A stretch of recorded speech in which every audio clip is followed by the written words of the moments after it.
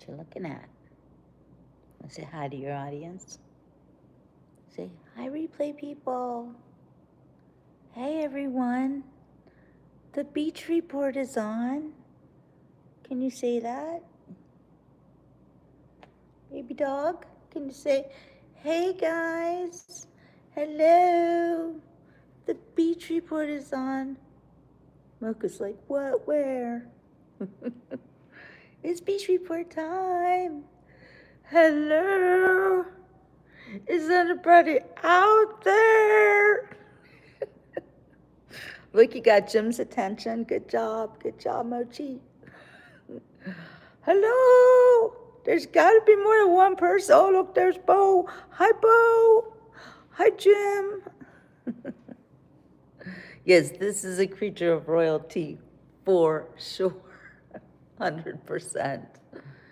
You know, every time I pick him up, though, it's like he goes all catatonic and starts to fall asleep. Look at him. He's like no life in him right now. He's a flopsy mopsy right now. He doesn't care. Oh my gosh. And then I do this, like, he's not like, remember Muffin?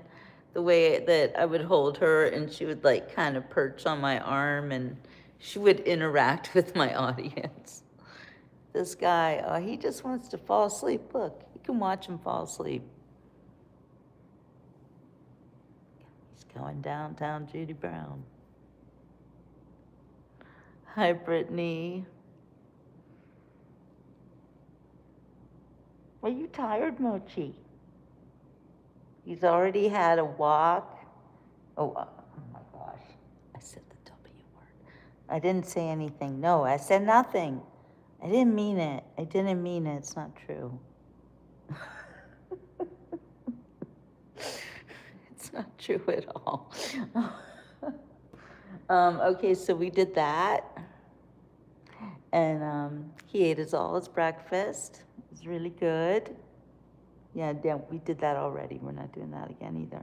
He's not a big food hound. He's a good boy. And then what? We went outside by the pool, and it started to rain, so we ran in. We got a foot bath, because, you know, I call him Mr. Dirty Feet for a reason. Every time I take these guys, I take them on 3 walks. 3 you-know-whats a day. He knows all about it. No, Mocha's not jealous. He's just laying on his bed. He doesn't care. He's used to this. It's okay, Brittany. You know what? Always, always work on your relationship with your mama. This is a great thing to talk about this morning. Thank you, Brittany.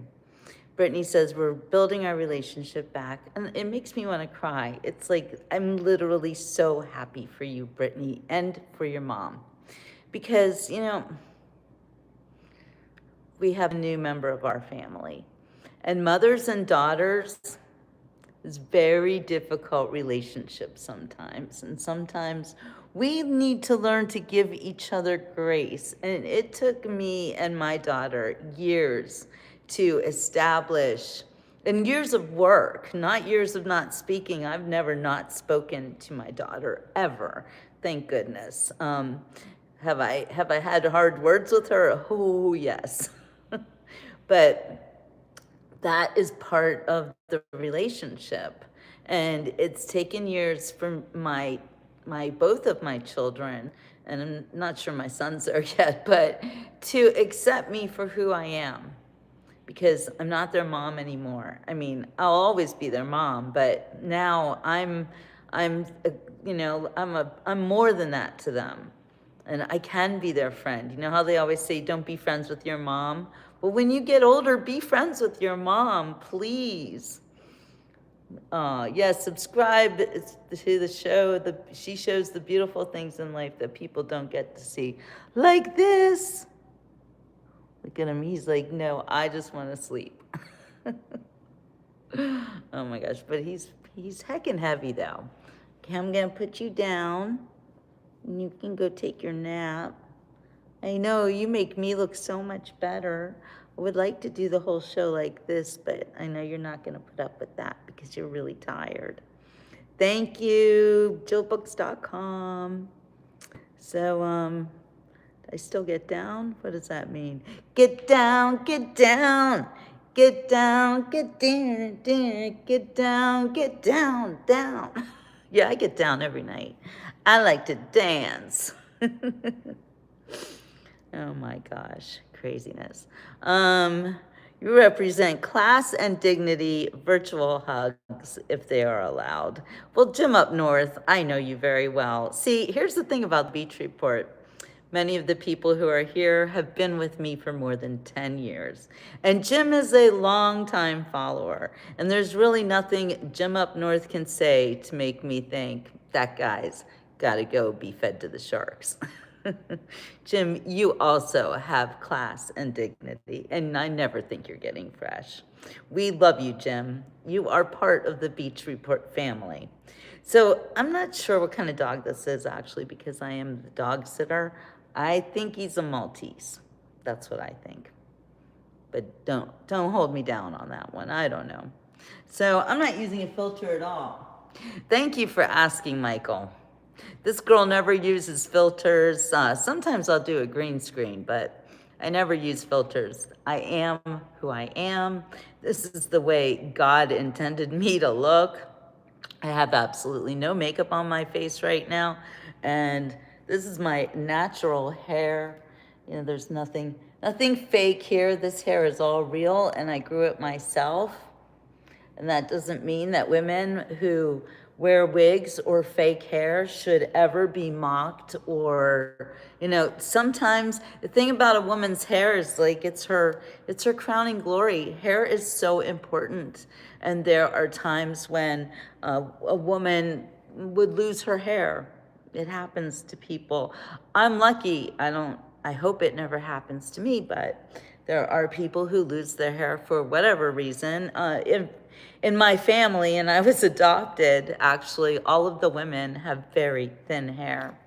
And I remember my mom, my grandma, you could literally see their scalp through their hair. That was, they could never have long hair like this. So it was funny, once my cousin said to me, "Aren't you so glad you're adopted?" And I was like, well, because of the hair thing, you know, and I was like, yeah.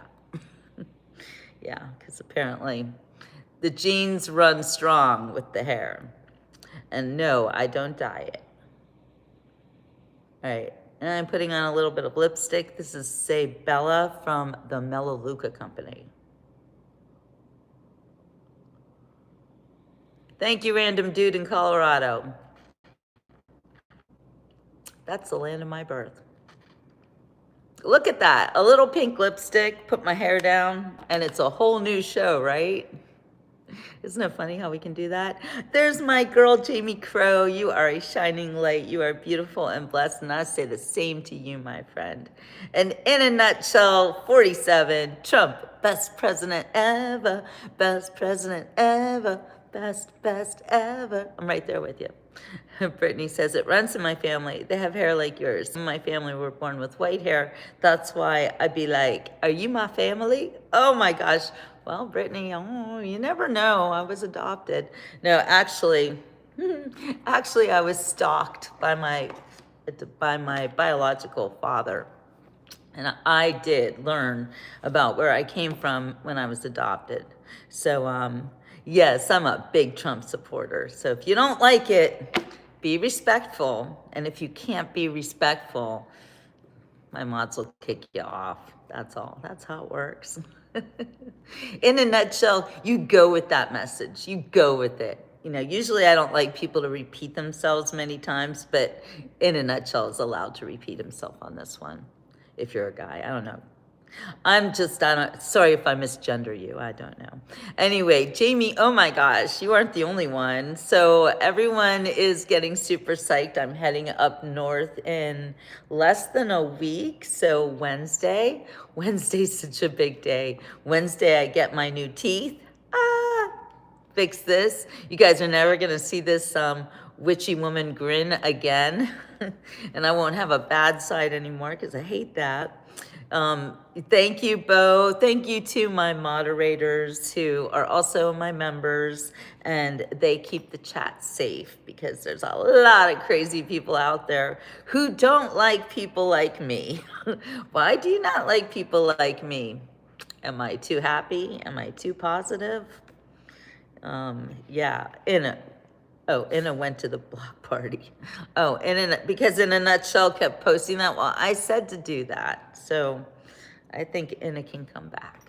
I'm fine with anybody who wants to broadcast Trump is the best president ever. I'm good with it.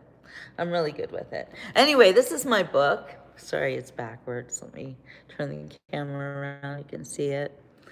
I have a different cover now. It's like just a different color, but same book. Do you think about me on my birthday?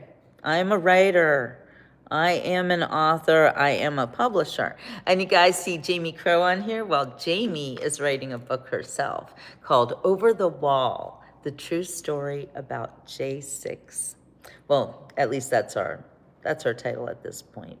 Anyway, I am publishing Jamie's book, and we are going to be talking about it on the air on the 7th of July.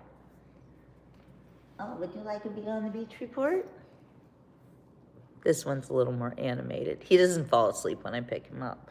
Look how much cuter we all are. Brittany says, I hate trolls on here. They're just jealous. They waste time here to write something mean on here. They're jealous of you. Don't worry about them, girl. You got it. No, I don't worry about them. But sometimes I like to fight back. I don't know. That's just me. I'm an American girl. Well, she was an American girl raised on promises. These guys love it when I sing. Yes, Over the Wall, J6 and Beyond. That's it. That's such a great title, Jamie. That's our real title. Perfect. Perfect. Oh, good little baby, huh? Pretty little baby. You're in love with you. Yeah, the beach report's better when we have a cute dog on it, right? Hello, Amos Throckmorton. Good morning. I'm on again. Well, you think I'm on all night long. It's an all-night party with Jill and the dogs. Now, I try really hard lately to get good sleep.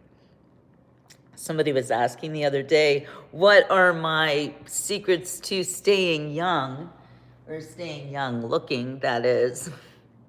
I know there's people here who are like, you look like you're ancient. Yeah. I can't really trust you guys because you either think I'm gorgeous or I'm hideous. Oh, you want to know more about my adoption book? Well, why don't I just read you?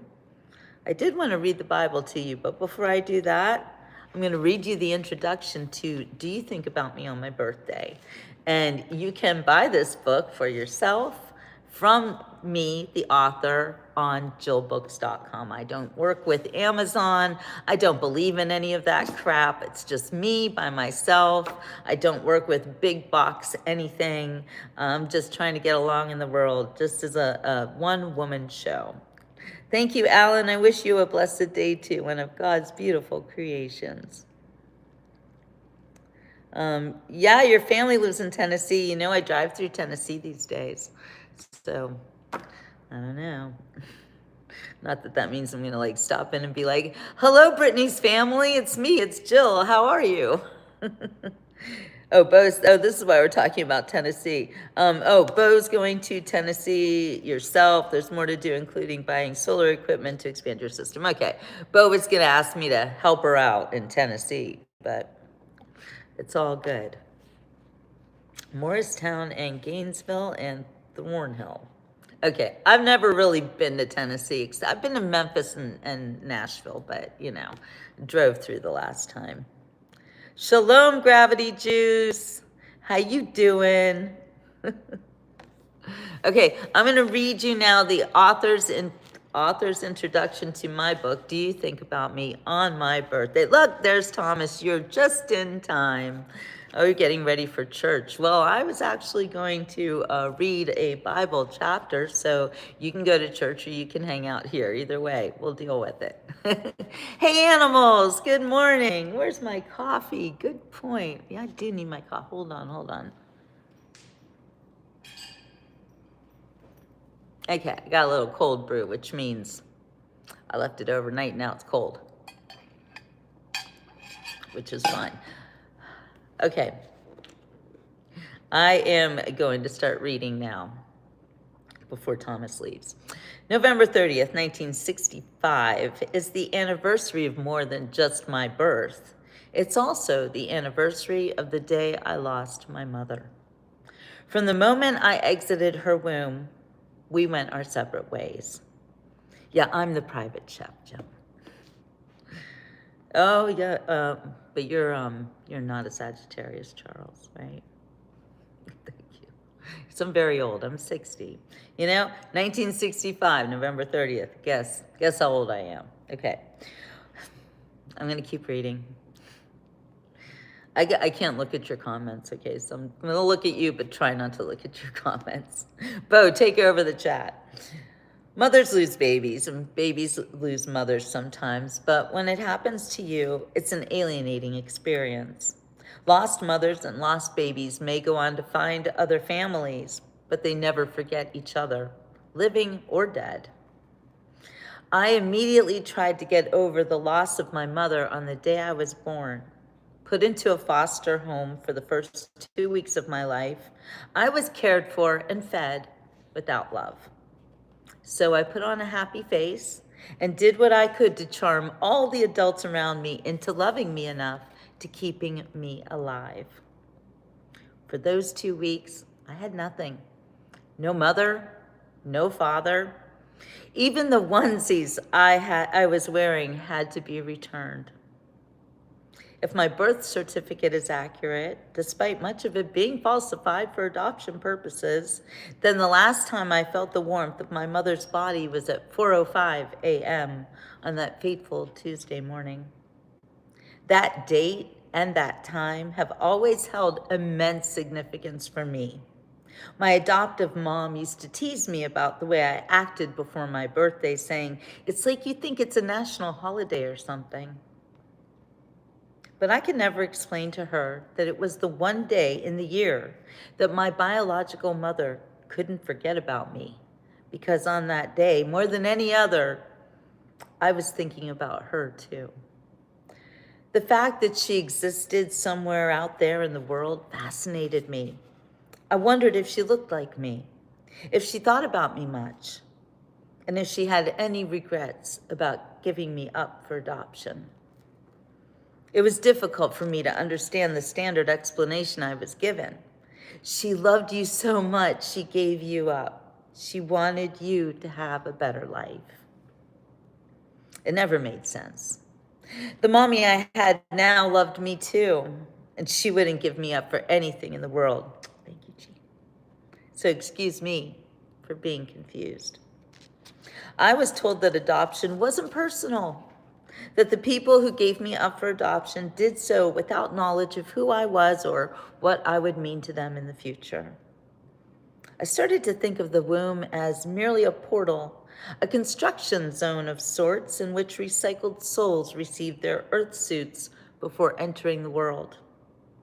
I believed that God blessed my earth suit with the soul of a wandering Jew, a scribe destined to live an interesting life during interesting times.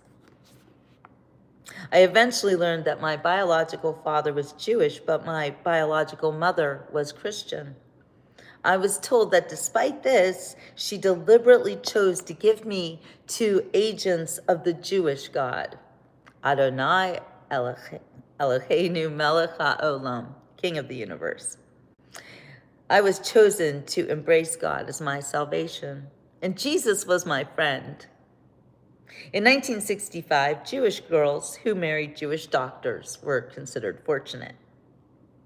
And illegitimate babies with Jewish blood hit the jackpot when given to such a couple. The Jewish Family and Children's Agency arranged my adoption. intending to guarantee me a lifetime of love and security. In the months prior to my birth, the adoption agent scrutinized my biological parents and reviewed prospective adoptive parents until they found the best match for me. And it was personal. Days after my birth, and clearly without my consent, they converted me to Orthodox Judaism in a private immersion ceremony. It's like a baptism. And it was personal. The only ones without a personal choice in my future as myself were my adoptive parents. They often told me, "We chose you." But the truth is, they would have taken any baby the agency had handed to them on that day without question. From the moment I was conceived, God and Jesus had unique ways of keeping tabs on me. God chose for me a loving Jewish mama whose devout belief in him was surpassed only by her desire to become a real mother to live children, unlike the ones who died in her womb. She didn't care whose children they were, because as soon as they were placed into her arms, they immediately became her own. And she would thank God for the three of us every single day of her life. Keeping their promise to the adoption agency, we three kids were raised to be religious Jews, but with a twist. They moved us to suburbia before it was cool. Up until the 1980s or so, Jews in America typically stayed within their communities. The suburban synagogue we attended was founded by a handful of Jewish transplants in the late 1960s. Our parents moved us there in the early 1970s, and we fit right in. Our small congregation, then known as the North Hills Jewish Community Center, held services in local churches and catering halls. Sunday school took place in a Catholic high school where statues of Jesus and Mary bore silent witness to my Jewish education. Often placed in the corners of the classrooms, these figures evoked many questions in my mind, but the Jewish Sunday school teachers never acknowledged them.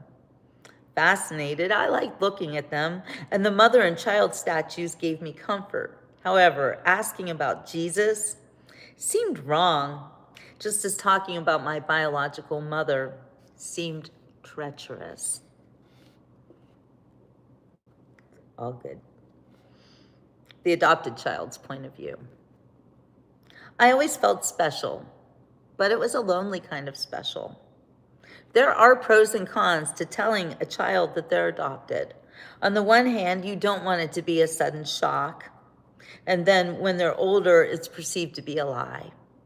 But it's hard to grow up knowing that there are people who are out there and they're your parents, but you can never know them. I often wondered what kind of people gave me up for adoption. Who were they? Why did they do it? I recall one conversation in particular with the little girl from down the street when I was about 8 years old. She blew my mind. I remember when I was in my mother's stomach, she told me. I can't remember that, I replied. I was adopted. What does adopted mean? It means that I never grew in my mother's stomach. I came from somewhere else, I answered with confidence. Like, from where would you have come from? She questioned, narrowing her eyes at me. From another woman, I told her with far less confidence. Who? I don't know, I admitted, my confidence out the window. Are you telling me that you don't know who your mother is? The shocked look on her face scared the hell out of me. I know who my mother is, I told her, trying to at least look confident. Sounds to me like you don't, she said before walking away from me, like I was some kind of a motherless freak. The following story is a fictionalized account of my life experiences as an adopted child. All names have been changed to protect the innocent and everyone else. That's it. That's my book.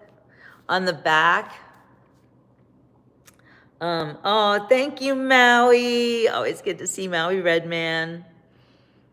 You have epilepsy because of your hard life. You know what, Brittany? I have good news for you. If you believe that your life, your past experiences in this life of yours have caused you to have epilepsy, then I believe, and I need you to believe it as well, but you have the power to cure your epilepsy because you have pinpointed where it comes from. And I think you need to have a really good talk with your own body. And wait, what's happened over here, TW Ruck? What are you buying? What's happening? What's happening over here? Brittany, what? What's happening? I feel like a miracle's happening on my show, and I didn't even see it. Gracie says, Jill's such a good writer. There were times when I read this book that I cried. It's so sweet. I'm glad she's reading this out loud. I read it thinking I was hearing her voice. So this is a bonus. I love you, Gracie. Thank you. Dawn is cleaning. Okay, Brittany, I lost my dad the day before Christmas this past year, and I'm building relationships with my mom again because she's having a hard time with something. Oh my gosh, Brittany, girl, you are here for such a reason. I got to read Brittany's story here. Brittany's telling her story as I'm telling mine. I love that. So important. Okay. Me and my husband went to see my mom. Hey, Umberto. My sister be in that area. I met her one time, but we talk a lot. I got to meet her in person. It was an amazing experience for me. Girl, same. Same. I have a sister too. Same amazing experience for both of us. Nice to meet siblings you didn't grow up with. Oh, you know what? It rips my heart out to have a sibling I didn't grow up with. Yeah, I grew up with my brother, but not my sister. It's been a hard life for me and my mom. I was adopted, but I got to visit my mom in the summertime. That's when I got to see my brother. Girl. Then my mom got pregnant. Then it was hard after that. She never got to see her after that. So when my sister got older, we got to meet her. I cried. Aw. I lost my dad day before Christmas. Okay, we saw that. Wow. You know, Jill, something tells me to come here. It's weird, like something telling me something. I've been through a hard life. I have epilepsy. Are you talking about buying my book for Brittany? Oh, you guys. I'm about to move to my new place. Can we wait for my new address? Yes, of course. Of course. Okay. Wow. Wow. No, I'm crying. You're crying. No, you're crying.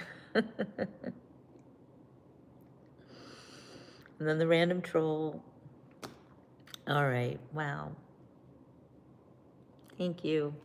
And thank you so much. I for some reason, and this is good because I need to make sure my Wix website is working because I haven't had any sales in a while and I don't know why. I don't know why.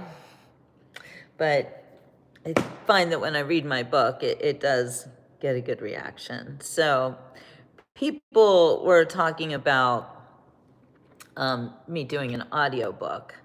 Like they're talking about it all the time. Meta, I just read some of my book. But you know what? Before we get too much further, I see a lot of people who need the Word of God in their lives. Wow, Brittany, girl. I can't wait to hear what you think of my book. A lot of people have family secrets. Unfortunately, some people never discover them, good or bad. And Jim, that's so true. Both of my brother and sister are adopted, and they know nothing about their families. And it's like, there's three of us, and I'm the only one who knows all these things. So it's really kind of crazy. Thank you, Bo, for keeping the chat safe. Okay, so why don't we read from the Holy Bible? All right, you guys, sit back and relax. We're going to read Zephaniah. I've never read this before. Keep in mind, give me grace. But I just opened the book and God told me to read this. So I'm going to read it. Okay, good, JM. Because this is the word of God.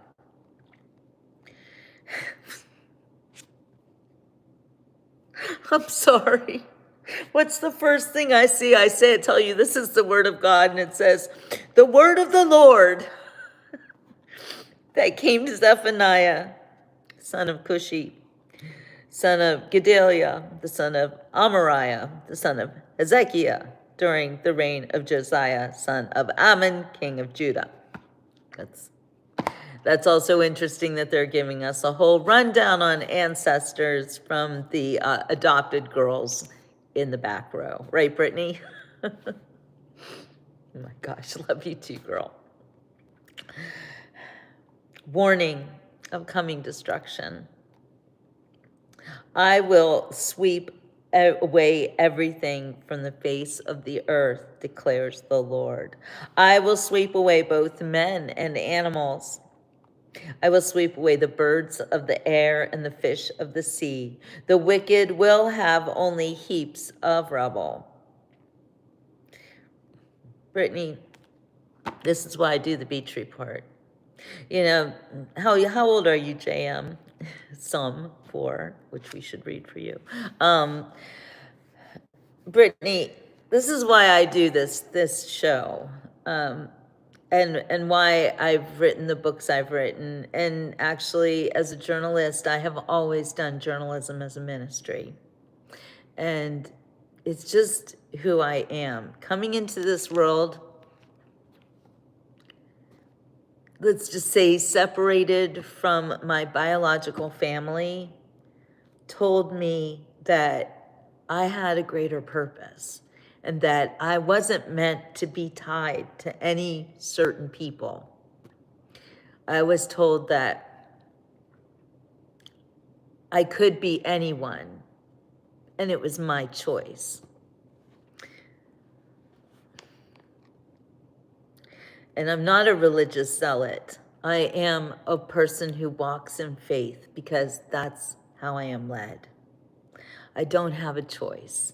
I don't do this because I think it's gonna, here's what I think it's gonna do. It's gonna get me to heaven. It's gonna get me to a place where I'm gonna meet my maker, I'm gonna meet my creator, and he's gonna give me the biggest hug in the world and say, well done, good and faithful servant. That's what I'm doing. That's what you see me doing here. Do you think I care about money? Maybe you think that because you always see me in a beautiful place with a mansion behind me or something equally nice. I don't own any of these things. I'm a dog sitter, okay? And the dogs that I sit for are wealthy dogs. And that's awesome. And I have always been surrounded by wealthy people. That's what happens when you're adopted.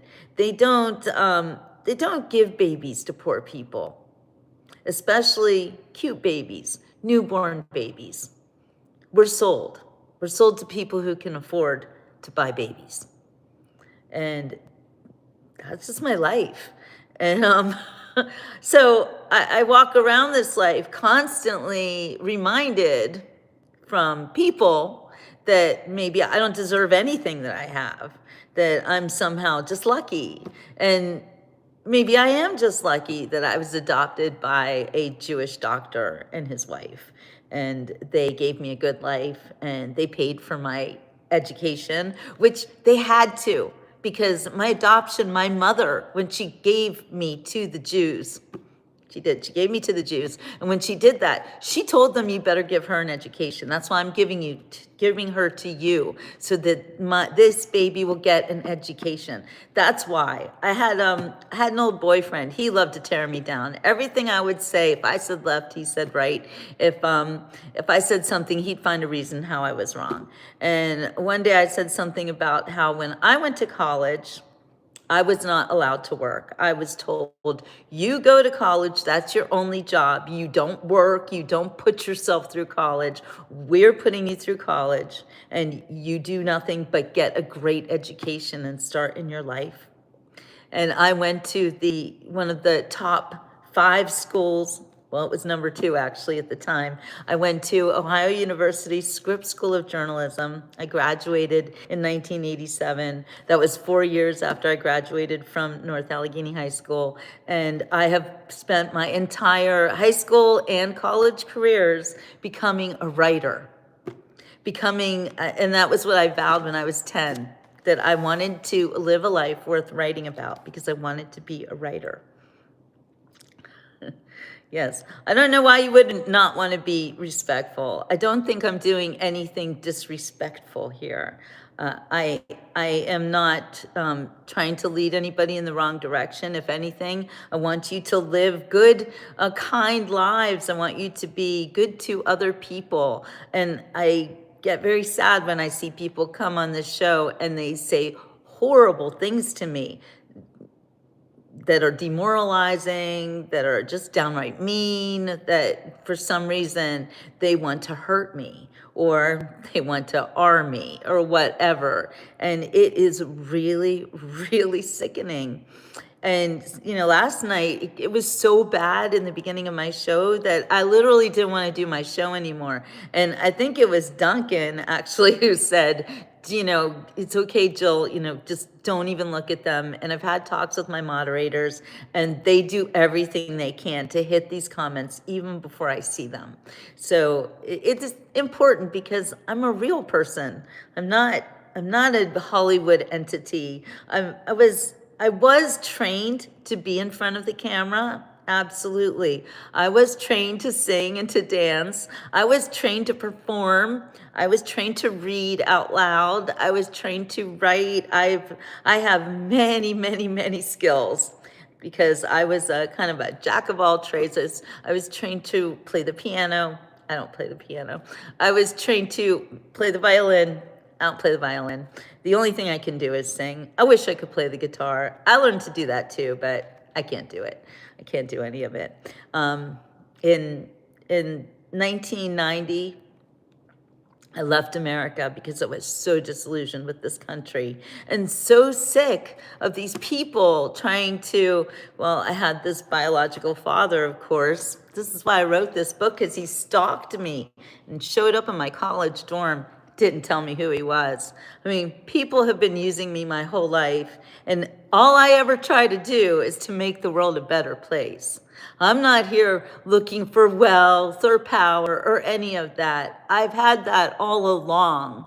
I've had extreme wealth my whole life just because of how I was adopted and how I was born. And I say extreme wealth, but it was like, I just always had what I needed. That's what I think extreme wealth is, where you always have what you need and you have people who love you so much that they can't imagine anything bad happening to you. And that's how I was treated as a little kid and as a young person, and even to this day.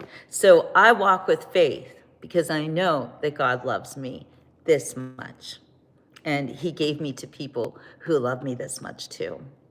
So coming from less than nothing, because in this country, being an unwanted pregnancy is a crime punishable by death.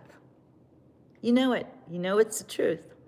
Coming into this world without parents who really love it and want you is, they're like, you're out of here, We'll just suck you right out. That's how they do it now.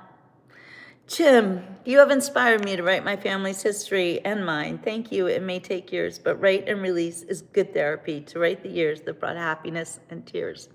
You'll never be sorry you did it, Jim. Never, never. And if you need any help, any advice, I am here for you. Anyway.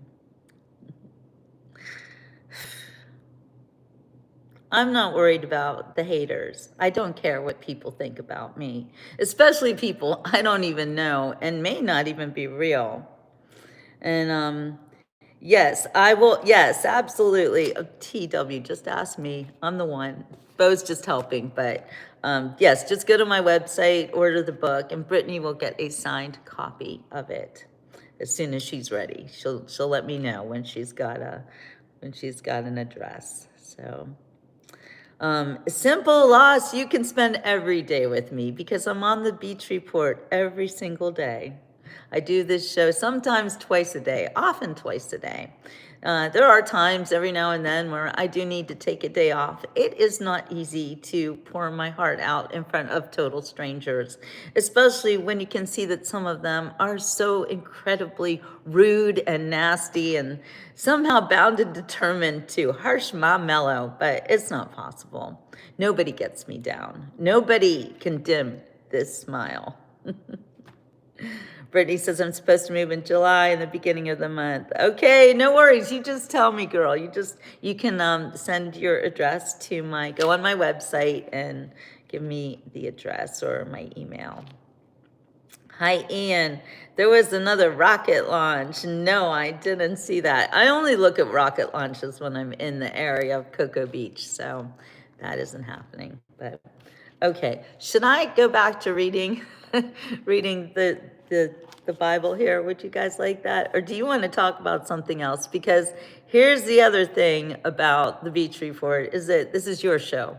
This is my show. We do it together. And you are my family. You know, as an adopted child, I do feel like I don't belong anywhere because I belong everywhere. I am everybody's sister. I am everybody's auntie, right? I am everybody's mom. I am everybody's daughter. I'm every woman. It's all in me. Anything you want. So yeah, and I'm also, well, I grew up being a people pleaser, of course, because, you know, usually us adoptees, Brittany will tell you, we are people pleasers. Yes, I'm your auntie, exactly, JM. I was adopted right out, I lost my mom on the day I was born. I already read this simple. You can watch the replay, but I'll tell you, I was given up for adoption on the day of my birth. So, Ian is a Gen Xer. Woo woo. So I'm your big sister. I love it. I love it. And I love my brothers and my sisters. And I love people. Hello, Pierre. And who's age 7? Oh, you were 7 when you were adopted from the Caribbean. Oh my goodness. Wow. Me, are you asking? Oh yeah, well, Brittany, when were you adopted? Went to America, came back 3 years later, been living with it since. Wait, are you living in the Caribbean or in America? Simple. All right, JM, go get ready for church. I'm glad you're going to church. I don't go to church, by the way. I don't believe in organized religion. So if you want to stay and feel like you're having a Sunday service, I'm right here for you. You said something meaningful. We're everyone's people. Exactly. Exactly. That's the thing about us adoptees. You know, some of us feel so like we're so alone in the world, but we're the least alone people. If you think about it, we are actually, and isn't it fantastic, this aging thing? Yes, it is, Ian. Oh my gosh, I am grateful every day for being old. I love it. I love being old, actually. Not me, so don't say you're a member of my family. You are not. Okay, Marie, bye. I'm not asking you to be a member of my family, Marie. I'm asking anybody who wants to be here and to be a member of my family. So you're not interested. Bye, Felicia. Just don't care. Just don't care. What about the aliens? Kenneth? No more aliens. No aliens on the Beach Report anymore, I gotta tell you. And not that I have anything against my little alien friend, Blue. I think Blue is very sweet and there is nothing wrong with her. It's just that I think it's not serving me anymore to have people like Blue on my show. Because I'm very grounded. I am very, let's just say, I'm just a real person. And I can't say whether or not Blue is actually an alien. I'm inclined to believe her because she hasn't done anything to make me think that she doesn't believe she's an alien. I think she very much believes she's an alien, but does that mean she really is? I don't know. I don't know. I don't want to be involved. I just want to do my own thing, okay? That's all. Brittany says, I was adopted by my mom's sister, who I now don't talk to, left when I turned 21 because of how I was treated. They took a lot from me, money, everything. So I was adopted when I was 5.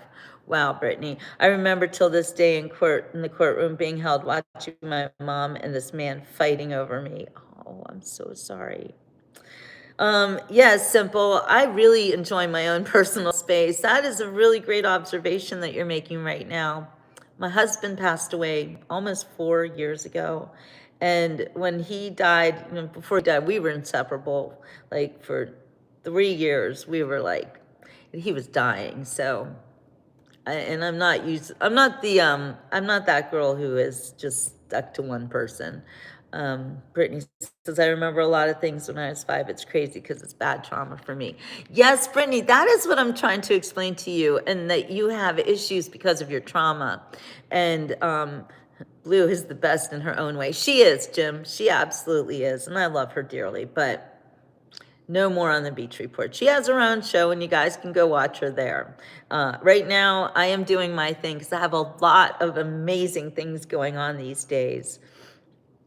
And I really want you guys to join me like next week on the 3rd of July, where we're all going to be in a parade. Still can't believe that one. I don't even want to talk about it till I'm doing it. There's talking and there's doing. I'm a doer. I'm a talker too, but I'm a doer. Brittany says, that's why now I'm alone, but I have my husband who loves me. You're so lucky you have your husband who loves me. Who loves you, Brittany, because that's everything. Sometimes you just need one person. You don't need a whole bunch of people in your life. You just need one. And I am here to tell you too that for my beach report, I really just need you guys, and I don't need just one person. So I'm not looking for anybody. And I have God on my side. I have Jesus in my life. And I believe that, thank you, Elias, only Jesus Christ saves. I agree.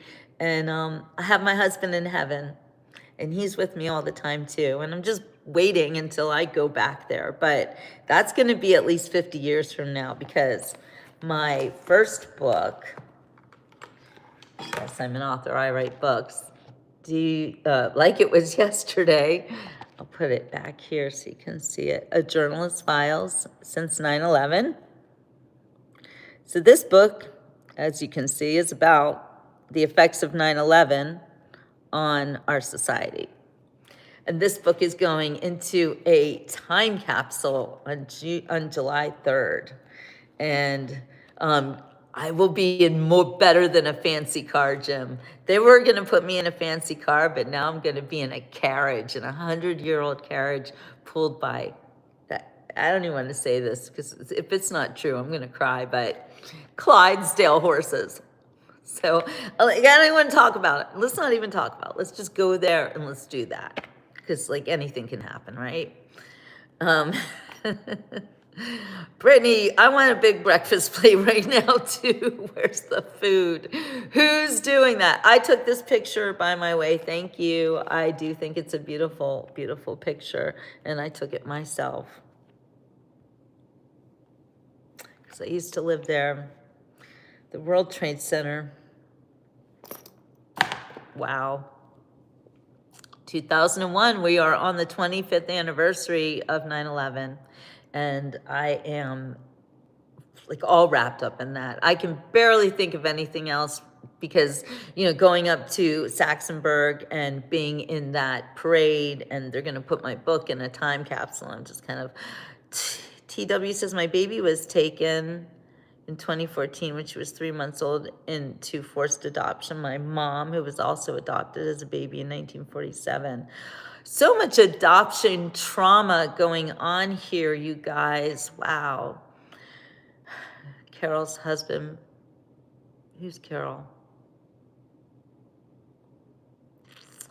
What floor? I was not in 9/11. I wrote about it. My brother was not in the World Trade Center. He was on Water Street in the Chase Bank building. So he was a witness to everything. And I was shocked. I couldn't find him all day long. It was terrible. And I'm so blessed that I did finally, and that he's still with us. Oh, your mom passed in August. I'm so sorry. Gracie says, that's a good book too. I loved it. I gave it as a gift to a friend and he loved it. Thank you, Gracie. And thank you to my readers and supporters, you guys. I appreciate you helping me out here because I can tell you it's a great book, but really you're the ones who need to tell everybody. Tony calls me Jamie. So my sister's name is Jamie, so don't confuse me. 9/11 changed my life. Iraq was a nightmare. Crunch. Oh. This book talks about people like you, Crunch. That's what the book's about. You know what? Here I'm going to read. I'm just going to dive in. I'm just on page 108. Okay, so if you've got the book, you can follow along with me. Good morning, Jeffrey Allen. Fighting alone, now single-handedly raising her son, Jared, who will turn 2 next week. 25-year-old Stacy Snyder can attest to the hardships of losing her husband, Wendell, to the threat of war. His contract with the National Guard was for 6 years, but they deployed him a few months before his contract was up and automatically re-enlisted him for another year, said Snyder. He was home on September 11, 2001, but he didn't talk about it much. I was hoping he would never leave, but I knew it was a good possibility. Snyder said her husband got his orders to leave shortly after 9/11 and was given a month and a half to get his affairs in order.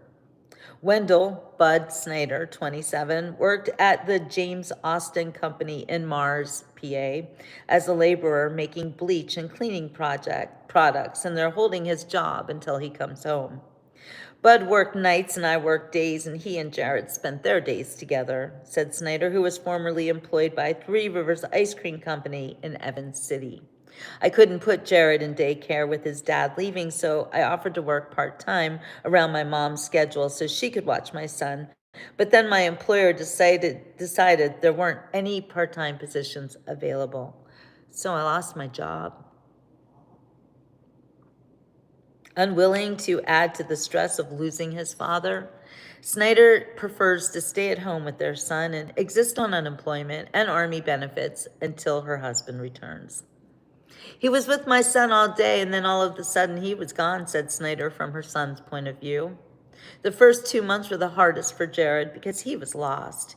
He cried a lot and was very confused. Bud Snyder hasn't been home for nearly a year now and doesn't expect to see his family until he can come back for good. We want to see each other, but we don't want to confuse our son, Stacy Snyder explained. We didn't go visit him overseas for the same reason. She lamented, when Jared's upset, he wants daddy. Every time the phone rings, it's daddy, daddy. Bud's been gone since he was 15 months old. There are so many changes when they're little. He misses so much, even in one day. Snyder said her husband made a video for Jared before he left, which the child watches incessantly. The rest of the time, he's pretending to talk to his father on the phone and loves to color and draw and send it to daddy. Signs of Christmas in the Snyder household in Jackson Township are almost non-existent. I didn't put a Christmas tree up, she said. Santa went to Grandma's house. I just have my cards up. My mother has a tree and lights outside. I love Christmas, but this year I'm keeping it low-key. She said they prefer to celebrate when her husband comes home. I send him cookies, and I'd done a scrapbook with a lot of pictures of my son, but he didn't want a bunch of things sent that he'd have to bring back. The holidays are just a slice of the major events Bud Snyder will be absent for. Bud's birthday is January 3rd, and my son's is the 11th, and he'll be gone for both. For now, we just have phone calls and letters. Snyder's hoping her husband will get back in time to celebrate their second wedding anniversary in May. We were high school sweethearts, she recalled.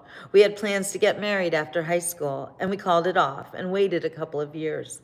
We planned to have a baby right away, but when we were married in Myrtle Beach, I didn't know. I was already pregnant.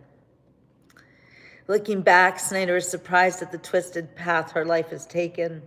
If I had known 2 years ago I'd be a single mom, I would have waited, she added.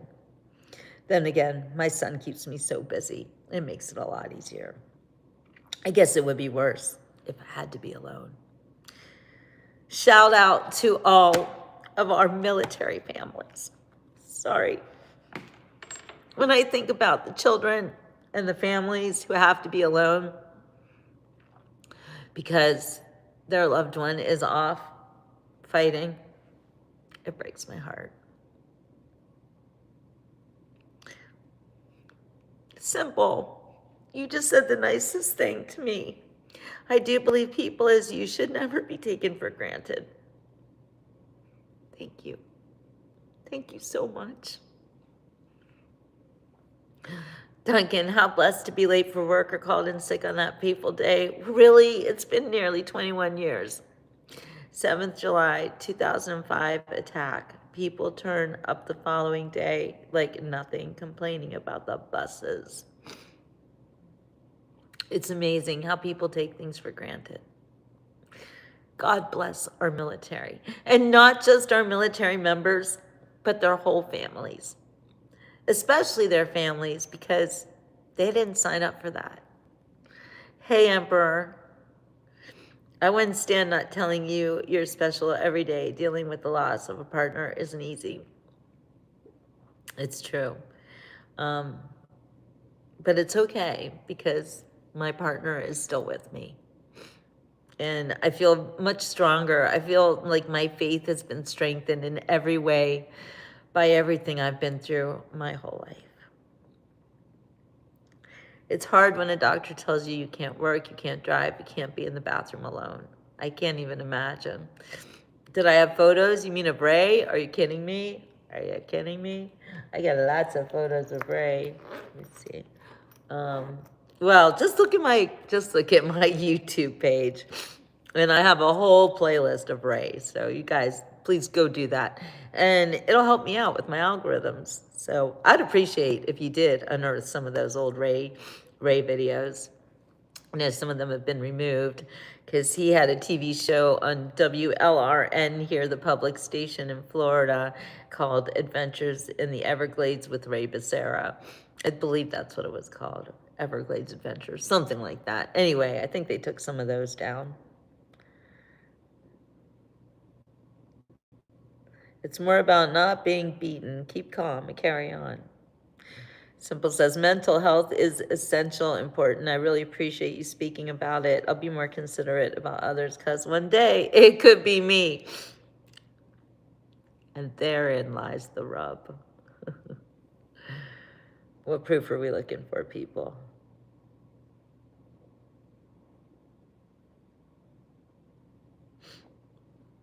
No, Brittany doesn't need any proof. So you guys want to look outside? It's really nice outside, but it is so flippin' hot out there. Oh my goodness. But it is a beautiful day. And I feel like I needs to go to the pool because when you have a pool like this right there, you need to get in it, right? Am I right? Always take advantage of the good things in your life and don't take anything for granted.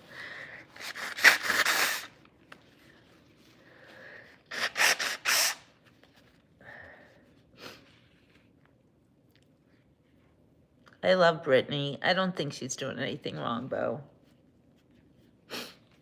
Sometimes we have woes, you know? Give them a wrench and they'll take a mile. No, there's nobody at the pool because it's just me. Here, we'll go outside and brave the heat. The dogs are like, let's go out. Oh, blast of heat like I'm in a sauna. That's okay. It's very beautiful. And look what we have. My coffee is still out here, so that's good. Yes, tell the haters we're still here and they will not win. They will never win. It's my own swimming pool this week. When I'm babysitting the dogs, it's all mine. That's right.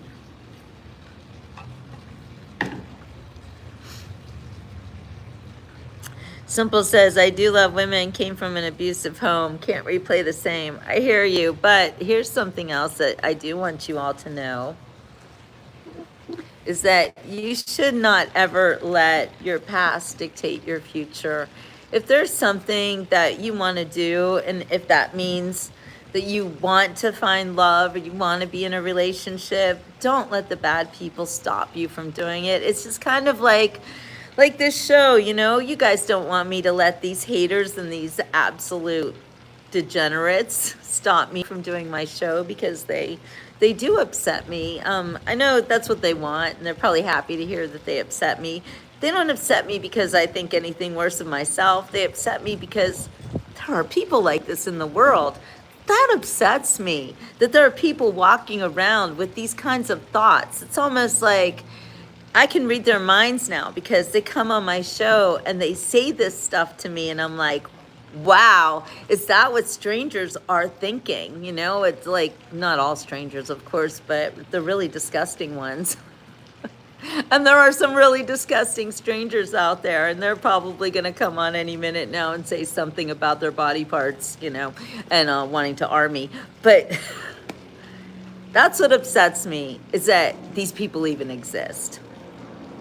That's what upsets me, that they are so dark and evil, and that's what we have to kind of fight against. So that's why I talk about the trolls. I know I should just ignore them, thinking they'll go away, but they won't go away. You know that. They're out there and they're not going to stop. And all I can do really is shine the light, be like flashlight on you with your bad behavior. And I think a lot of them are actually really young people. Hey, Brill, here's the thing. I'm a trustworthy person. I'm one of the most trustworthy people you'll ever meet in your life, and that's why people let me babysit their dogs for weeks on end in their homes. They can leave cash laying out, they can leave jewelry anywhere. I don't care. I'm not a thief. And this is why I have such a great life. It's because I am a trustworthy person. This is why people invite me to their homes regularly, because I'm a trustworthy person. My credibility, thank you, bro, very much. I really appreciate that. Trustworthy people don't make a lot of money, and that's fine with me. I'd rather be trusted than be super wealthy and do everything by myself. I love to have people all around me. I love that people trust me. Who is going to babysit these dogs if not me? Who? Somebody who doesn't care about them, maybe? Somebody who's doing it for the money? I'm not doing it for the money. Thank you, Duncan. Thank you. I'm doing it because I love dogs. I really don't have an issue with women, yet I'm cautious in being alone, and I'm constantly arguments. Well, it doesn't mean you have to argue with people. Like, you might find someone you really like. Keep an open mind about it. Don't count everybody out, and don't make any assumptions about anyone you meet ever. Ever. That's so wrong. If your gut tells you this person isn't trustworthy, this person has lied to me before, this person has done whatever, and you really know this, then you steer away from them. But if you don't, you know, give them a chance. Somebody who's cool, you know? It's I get this all the time. People will come on this show and they'll see whatever they see. They'll see the mansion, and they'll like immediately make these assumptions about me. And none of them are ever true. Stay lucky too, Ian. I like that. Stay lucky. Okay, go walk that baby Teddy. Give him a kiss for us. You're right, Duncan. What comes around goes around every time. Yeah, Donna, we can all be presumptuous. We all behave this way. But I'm asking you to just try to give people the benefit of the doubt. And if you realize that they don't deserve it, then you withdraw the benefit of the doubt and you go, bye-bye, and you send them to the sharks. There's no reason to surround yourself with people who make you feel badly. And there's so much wisdom here, Simple. I've been through it all, 60 years of wisdom. and a lot of hurt, a lot of life, a lot of love. I mean, there were times where I would do anything to get the attention of some boyfriend, you know? I've let myself be disrespected so many times in my life. And that's why I don't do that anymore. You learn the older you get. And if I can help you before you have to learn that lesson on your own, then that's great. But some people need to learn things and see it for themselves. Just like in The Wizard of Oz, when the fairy godmother, when Glinda the Good Witch told Dorothy, "You have no, sorry, you've always had the ability to go home. You just didn't know it."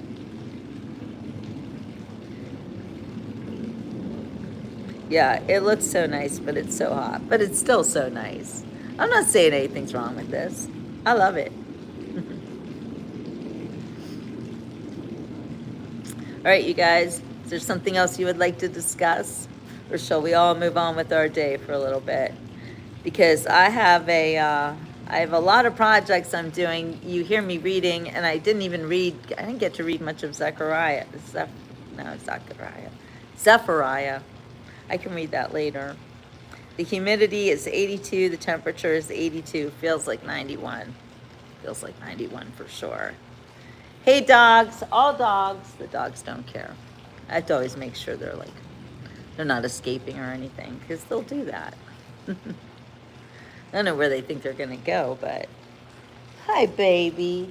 Hey. He runs away, goes under the couch. I didn't want to be on the beach report right now.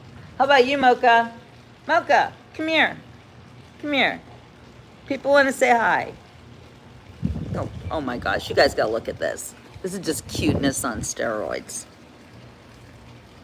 Look at little Mocha. Mocha! Come here, baby. Oh, and under the sofa they go. That's why my pop says a wife will carry on even if you're gone, because here's the actual lesson, ma'am. I stay real and serious.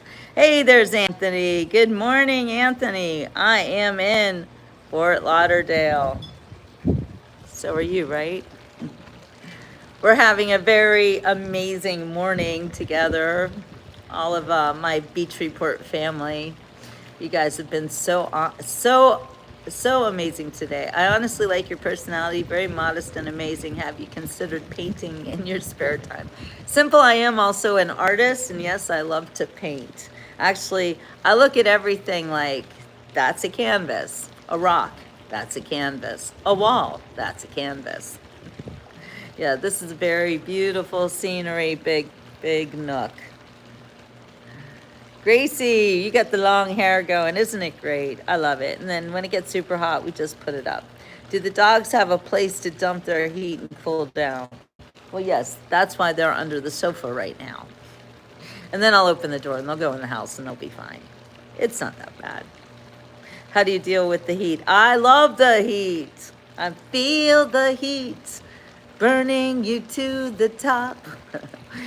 Anthony is driving to Orlando, taking care of business every day. Taking care of business every way. I'll be taking care of business. It's so right. Taking care of business and working overnight workout.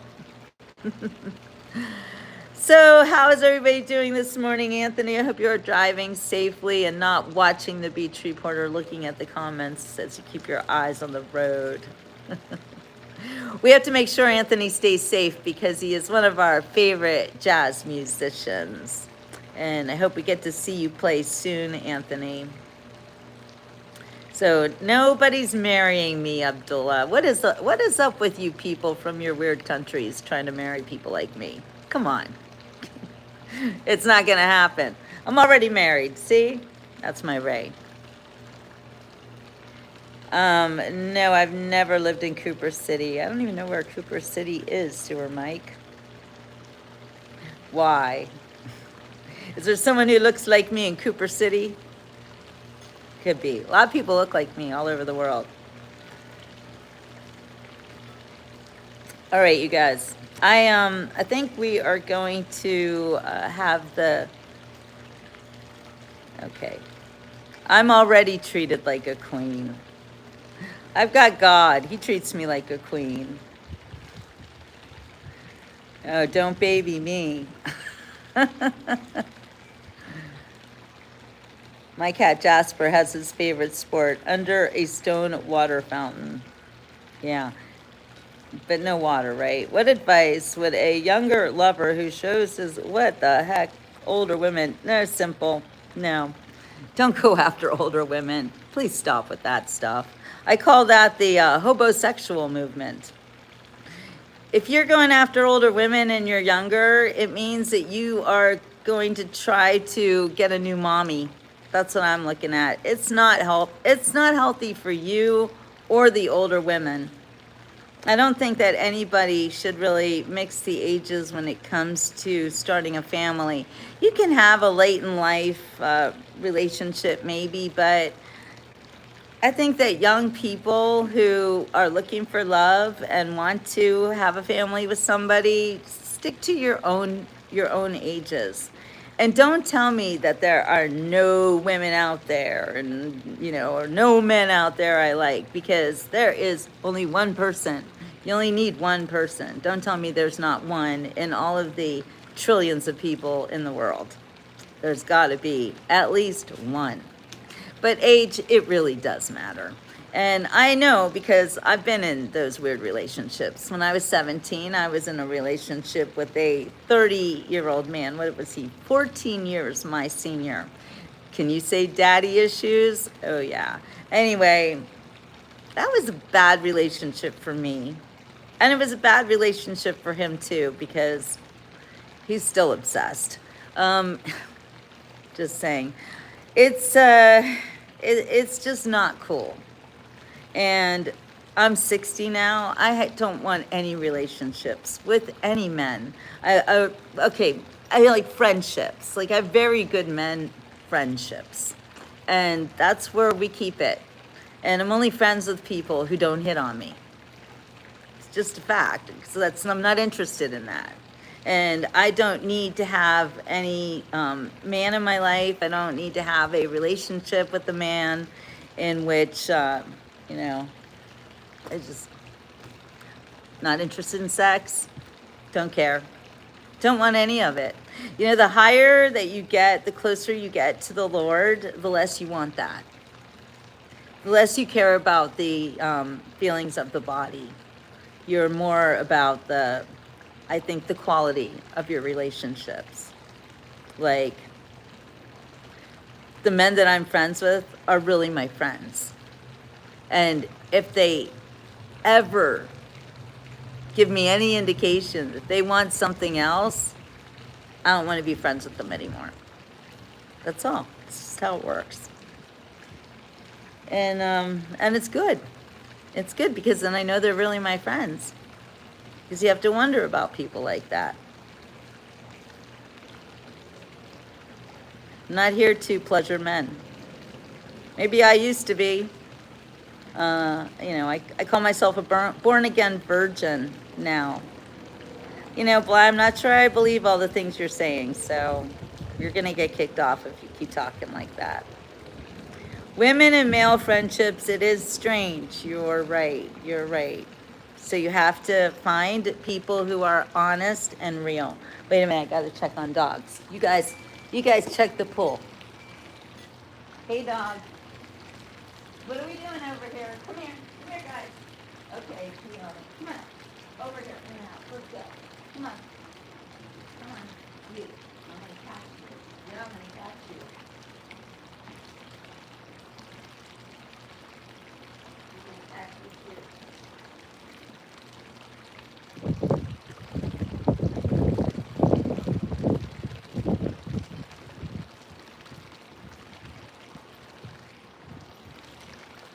Oh, look who I found.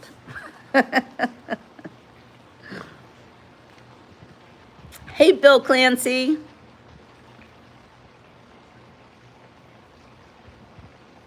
Hello, Reno. What I missed here. Hey, everybody. Yes, human nature is human nature. And we're always dealing with it, aren't we? You guys are hot. I'm going to take the babies in the house. Because it's super hot here in Florida. And there's no reason to stand in the heat when you've got an air-conditioned house to go into. Come on, in the house. Mocha. Oh, you're in. Okay. Now we're all cool. Woof! Oh my gosh. Well, I'm dog sitting, so I'm not selling these dogs. All right. We're in Fort Lauderdale, Florida here. So disgusting. Anyway, yeah, the disgusting people get me down. They do. Just because they exist, not because you make me think anything badly about myself. Just because you exist and say things like that and think it's okay. I don't know. Here's somebody advertising something. We're not interested. Hey, Mr. AJ. All right, you guys. I think you do need the Bible right now. So I'm going to open it up and read a little bit more because God said, read the Bible to these people. Okay.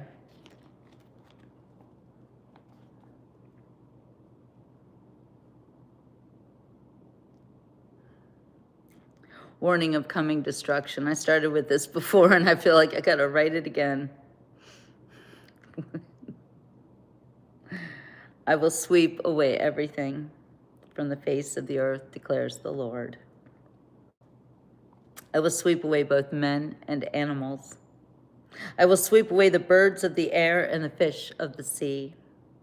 The wicked will have only heaps of rubble. When I cut off man from the face of the earth, declares the Lord. Yes, trolls do feed the algorithm. You got a point. It's a little bit weird brightness. Anyway, don't assume things about people and you don't know them. Just because somebody stands in a mansion doesn't mean that they themselves are millionaires. Thank you, NID. Gracie says, I had a baby that died. He was born sickly and died at 24 hours old. He was born in February 1965. Gracie. Girl. Well, you know he went right to heaven. And you know he's waiting for you. Thank you, Easy.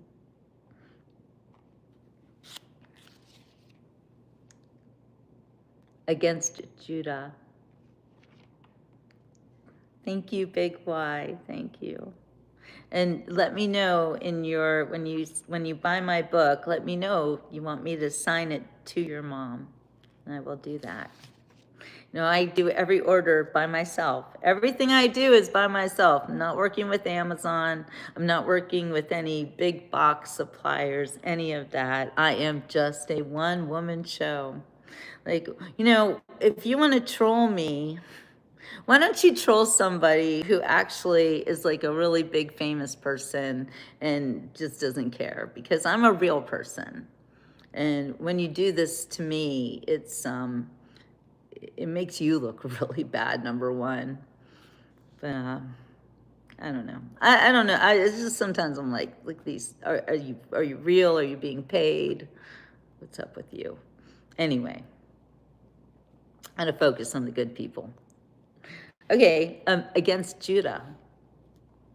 God told me to read this, so I think it has a good message in it. Let's listen to what it says. I will stretch out my hand against Judah and against all who live in Jerusalem. I will cut off from this place every remnant of Baal, the names of the pagan and the idolatrous priests, those who bow down on the roofs to worship the starry host, those who bow down and swear by the Lord, and who also swear by Molech, Those who turn back from following the Lord. I think we're reading about Hillary Clinton here. Just tell me if I'm wrong. Hi, Ricky. Love you, girl. Hey, Metatron. And neither seek the Lord nor inquire of him. Be silent before the sovereign Lord, for the day of the Lord is near. The Lord has prepared a sacrifice. He has consecrated those he has invited. On the day of the Lord's sacrifice, I will punish the princes and the king's sons and all those clad in foreign clothes. On that day, I will punish all those who avoid stepping on the threshold, who fill the temple of their gods with violence and deceit. On that day, declares the Lord, a cry will go up from the fish gate, wailing from the new quarter, with a loud crash from the hills. Wail, you who live in the market district. All your merchants will be wiped out. All who trade with silver will be ruined. At that time, I will search Jerusalem with lamps and punish those who are complacent, who are like wine left on its dregs, who think the Lord will do nothing, either good or bad. Their wealth will be plundered, their houses demolished. They will build houses, but not live in them. They will plant vineyards, but not drink the wine. Wow. The great day of the Lord. The great day of the Lord is near and coming quickly. Listen, the cry on the day of the Lord will be bitter, the shouting of the warrior there. That day will be a day of wrath, a day of distress and anguish, a day of trouble and ruin, a day of darkness and gloom, a day of clouds and blackness, a day of trumpet and battle cry against the fortified cities and against the corner towers. I will bring distress on the people, and they will walk like blind men because they have sinned against the Lord. Their blood will be poured out like dust, and their entrails like filth. Neither their silver nor their gold will be able to save them on the day of the Lord's wrath. In the fire of his jealousy, the whole world will be consumed. For he will make a sudden end of all who live on the earth. Gather together, O shameful nation, before the appointed time arrives and that day sweeps like a chaff, before the fierce anger of the Lord comes upon you, before the day of the Lord's wrath comes upon you. Seek the Lord, all you humble of the land, you who do what he commands. Seek righteousness, seek humility. Perhaps you will be sheltered on the day of the Lord's anger. Against Philistia, Gaza will be abandoned, and Ashkelon left in ruins. At midday, Ashdod will be empty, and Ekron uprooted. Don't know what this place. Woe to you who live by the sea. O Kerethite people, the word of the Lord is against you. O Canaan land of the Philistines, I will destroy you, and none will be left. Our land by the sea where the Kerethites dwell will be a place for shepherds and sheep pens. It will belong to the remnant, the house of Judah. They will find pasture. In the evening, they will lie down. In the houses of Ashkelon, the Lord their God will care for them. He will restore their fortunes. Against Moab and Ammon. That's right. Thank you, Bo, for fighting the unholy entities coming at us right now, simply because I'm reading the Bible. I have heard the insults of Moab and the taunts of the Ammonites who insulted my people. and made threats against their land. Therefore, as surely as I live, declares the Lord Almighty, the God of Israel, surely Moab will become like Sodom and Ammonites like Gomorrah, a place of weeds and salt pits, a wasteland forever. The remnant of my people will plunder them. The survivors of my nation will inherit their land. This is what they will get in return for their pride, for insulting and mocking the people of the Lord Almighty. The Lord will be awesome to them. When he destroys all the gods of the land, the nations on every shore will worship him, every one in its own land. Against Cush, you too, O Cushites, will be slain by my sword. Against Assyria, he will stretch out his hand against the north and destroy Assyria, leaving Nineveh utterly desolate and dry as the desert. Flocks and herds will he lie down there, creatures of every kind. The desert owl and the screech owl will roost on her columns. Their calls will echo through the windows. Rubble will be in the doorways. The beams of cedar will be exposed. This is the carefree city that lived in safety, she said to herself. I am, and there is none besides me. What a ruin she has become, a lair for wild beasts. All who pass by her scoff and shake their fists.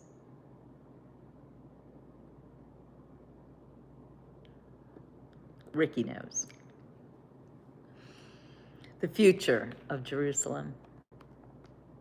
Woe to the city of oppressors, rebellious and defiled. She obeys no one. She accepts no correction. She does not trust in the Lord. She does not draw near to her God. Her officials are roaring lions. Her rulers are evening wolves, who leave nothing for the morning. Her prophets are arrogant. They are treacherous men. Her priests profane the sanctuary and do violence to the law. The Lord within her is righteous. He does no wrong. Morning by morning he dispenses his justice, and every new day he does not fail, yet the righteous know no shame. I have cut off nations. Their strongholds are demolished. I have left their streets deserted, with no one passing through. Their cities are destroyed. No one will be left, no one at all. I said to the city, surely you will fear me and accept correction. Then her dwelling would not be cut off, nor all my punishments come upon her.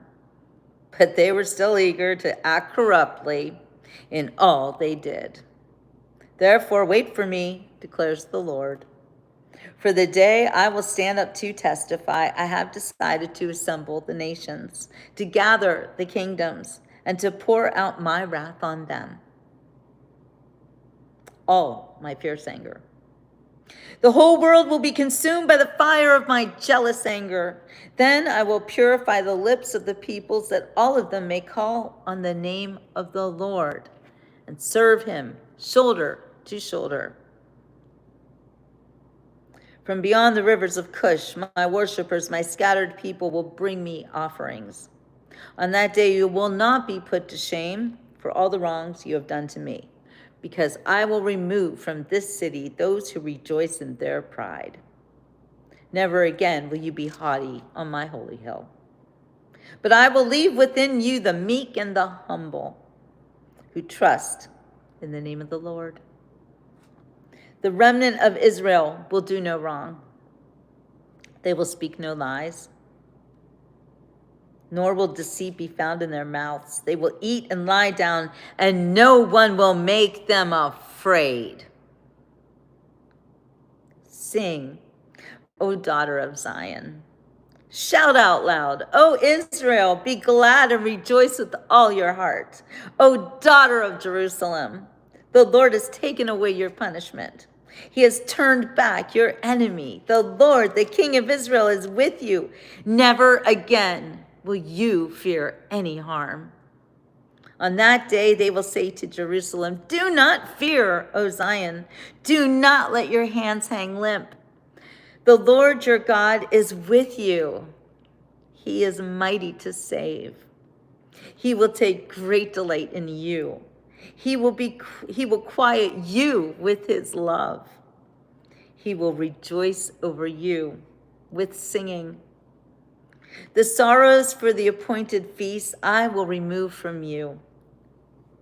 They are a burden and a reproach to you. At that time, I will deal with all who oppressed you. I will rescue the lame and gather those who have been scattered. I will give them praise and honor in every land where they were put to shame. At that time, I will gather you. At that time, I will bring you home.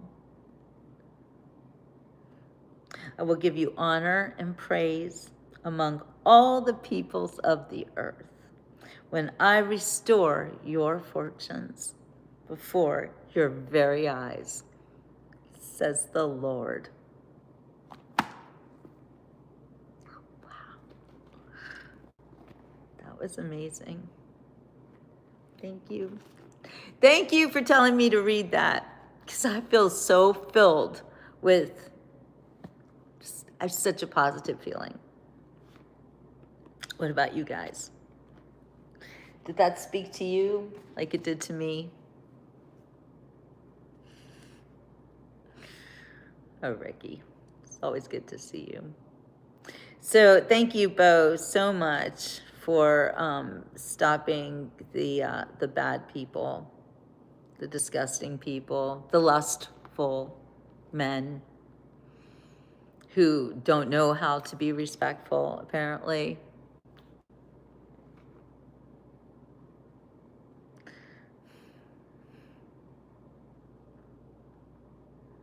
I feel sorry for you that that's how you think. Zanju, you can see God every day. God is, when you look in the mirror and you see yourself, you are created in his image. Or you really want to see God? Look upon the face of a little baby and you'll see the face of God. You want to see God? Go look at the animals. Even look at your dog and you'll see God. In fact, how do you spell dog? Spell it backwards and you'll see God. Good job, Ricky. Just ignore them. Paul tells us we see God in creation. That's right. You can see him everywhere. I'm ignoring them too, Ricky. I feel sad for them. I pity them. But I'm not going to let them stop me from speaking the word of the Lord. And I will never stop interacting on my channel, The Beach Report, because of people like you, Ricky. And Narelle. Hello, Narelle. So good to see you, my friend. And all the other wonderful people who have been following me for for more than 10 years now. So I know who I am, and I know who you are, and everything. I know who you are, good and bad. And Mr. Mike, I think you need to go somewhere else where people will, I don't know, be happy about your advances, because here we're not playing that game.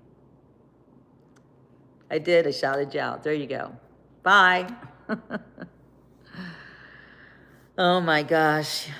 Bo, I do know what you're going through. I do know that the mods are absolutely disgusting and they say things that really make you want to like lose your respect for men, number one.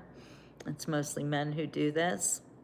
But sometimes women are very jealous too, and they'll do it as well. What do you do with them? Anyway, we're having a wonderful day here in the beach in Fort Lauderdale. We're not at the beach right now, but we're on the beach report. All right, you guys, I am going to say ciao for now. Had a great time with you today. And wait, you did, Bo, you just hit Ricky? What? You can't hide Ricky. Yeah, Ricky's locked in. Don't ever hide Ricky. Ricky's one of my girls. Oh my gosh. And then we have the hobosexuals. What's a hobosexual? Why are you saying goodbye to Ricky? What happened, Bo? I don't think that's necessary. Anyway, hi Fred. Good morning. Cloudy cornfields. Well, that's better than yesterday, right? It was all rainy. Anyway, I am now I see people come on. I want to stay on. I want to say hey. Hey Chanik. I don't know. You're at church. Yeah, now I get the church crowd and I'm just reading the Bible, so there's that. All right, you guys. Well, I've got to move along here, and I'll be back tonight with the beach report. Hopefully, we'll have some music tonight. It's very possible. If we don't have music tonight, we'll definitely have music tomorrow. So I will see you guys on tomorrow or later today on the beach report, hoping for some music. Thank you for unhiding Ricky, because Ricky's my girl. Hi, Stuart, where you been? I'm here on the beach report every day. It's okay. Anna says, I don't respond to anybody in the videos because of the moderators. I just watch, and if it doesn't catch my attention, I move on. Well, that's how you do it, Anna. Everybody should be more like Anna. But then again, I always love the interaction, Anna, so don't be afraid to say anything if it's kind. We don't kick off kind people. We just get rid of disgusting pigs, like this Padro person. Anyway. All right, you're on the beach in Rhode Island. Oh, that's right, Stuart. I got to come up to Rhode Island one of these days. I've never been there, but I definitely want to drive up north,